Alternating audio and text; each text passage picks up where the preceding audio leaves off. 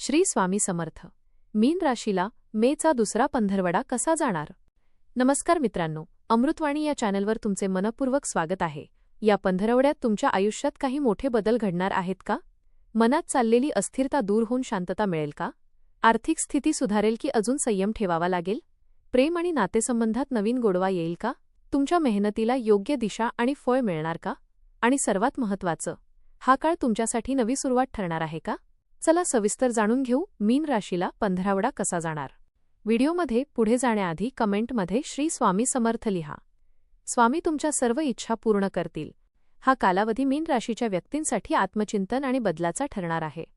या काळात तुम्हाला तुमच्या आयुष्याकडे नव्या दृष्टिकोनातून पाहण्याची संधी मिळेल. सुरुवातीचे काही दिवस थोडे भावनिक आणि गोंधळाचे वाटू शकतात, पण हळूहळू गोष्टी स्पष्ट होऊ लागतील. या पंधरवड्यात तुम्हाला तुमच्या भावना आणि निर्णय यामध्ये संतुलन साधणे आवश्यक ठरेल. काही जुने प्रश्न किंवा अपूर्ण कामे पुन्हा समोर येऊ शकतात, पण त्यातून मार्ग काढण्याची ताकद तुमच्यात असेल. हा काळ तुम्हाला मानसिकदृष्ट्या मजबूत बनवणारा आणि पुढील वाटचालीसाठी तयार करणारा आहे. कार्यक्षेत्र आणि व्यवसाय. कामाच्या बाबतीत हा पंधरवडा थोडा चढ-उताराचा राहील. सुरुवातीला कामात अडथळे किंवा विलंब जाणवू शकतो, पण नंतर परिस्थिती सुधारेल. वरिष्ठांकडून अपेक्षा वाढतील, त्यामुळे कामात अधिक लक्ष द्यावे लागेल. नवीन प्रकल्प किंवा जबाबदाऱ्या मिळण्याची शक्यता आहे, ज्यामुळे तुमचा आत्मविश्वास वाढेल.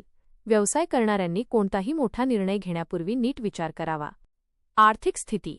आर्थिक बाबतीत हा काळ मध्यम राहील. काही अनपेक्षित खर्च होण्याची शक्यता आहे, त्यामुळे बजेट सांभाळणे आवश्यक आहे. जुन्या गुंतवणुकीतून थोडा फायदा होऊ शकतो. नवीन आर्थिक संधी मिळू शकतात, पण त्यासाठी धीर आणि योग्य नियोजन गरजेचे आहे. प्रेम आणि नातेसंबंध. प्रेमसंबंधांमध्ये हा काळ भावनिक राहील. जोडीदाराशी अधिक जवळीक निर्माण होऊ शकते, पण छोट्या गोष्टीवरून गैरसमजही होऊ शकतात. कुटुंबात काही महत्त्वाच्या चर्चा होऊ शकतात. तुमची समजूतदारपणा आणि संयम यामुळे नातेसंबंध अधिक मजबूत होतील. मनस्थिती आणि व्यक्तिमत्व. या पंधरवड्यात तुमचे मन थोडे संवेदनशील राहू शकते.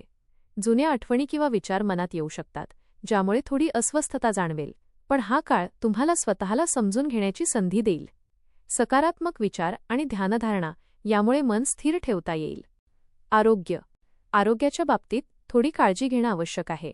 थकवा, झोपेची समस्या किंवा पचनाशी संबंधित त्रास जाणवू शकतो. योग्य आहार, पुरेशी झोप आणि नियमित व्यायाम यामुळे तुम्ही तंदुरुस्त राहू शकता. शिक्षण आणि प्रगती. विद्यार्थ्यांसाठी हा काळ थोडा आव्हानात्मक असू शकतो. एकाग्रता कमी होण्याची शक्यता आहे, त्यामुळे वेळेचे नियोजन आवश्यक आहे. नवीन कौशल्य शिकण्यासाठी किंवा अभ्यासात सुधारणा करण्यासाठी प्रयत्न केल्यास चांगले परिणाम मिळतील. उपाय. दररोज ओ नमो भगवते वासुदेवाय मंत्र जप करा. गुरुवारी पिवळ्या वस्तूंचे दान करा. भगवान विष्णूची पूजा करा. एकूण हा पंधरवडा मीन राशीसाठी भावनिक आणि शिकवण देणारा ठरेल. सुरुवातीला थोडा गोंधळ आणि ताण जाणवेल, पण नंतर परिस्थिती सुधारेल. कामात प्रगती होईल, पण संयम ठेवणे गरजेचे आहे. आर्थिक बाबतीत सावधगिरी बाळगावी लागेल, तर नातेसंबंधात संवाद महत्त्वाचा ठरेल.